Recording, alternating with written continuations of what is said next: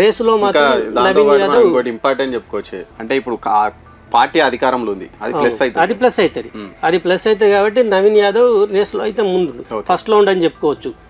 కాంగ్రెస్ నుంచి టికెట్ అంటే ఇది మనం అంటే చాలా మంది పోటీలో ఉన్నారు, అంటే ఎందుకంటే గతంలో అజారుద్దీన్ పోటీ చేసిండు, సరే చాలా మంది ఉన్నారు, కాకపోతే ఎక్కువగా వినిపిస్తున్నటువంటి పేరు అయితే నవీన్ యాదవ్ పేరు ఫస్ట్ ప్లేస్ లో ఉంది.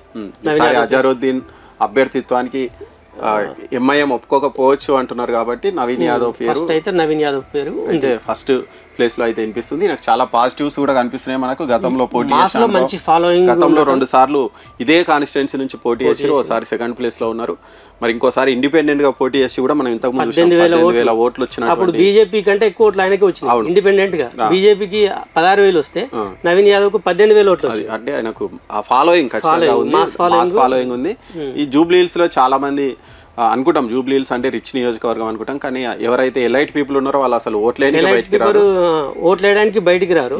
మొత్తం ప్రభావితం చేసేది మొత్తం బస్తీలో ఉన్న ఓటర్లు. ఆ బస్తీలలో మాస్ ఫాలోయింగ్ చాలా ఎక్కువ ఉంది నవీన్ యాదవ్ కు, కాబట్టి ఈయనకు ఫస్ట్ ప్లేస్ లో ఉన్నారు అని చెప్తున్నారు.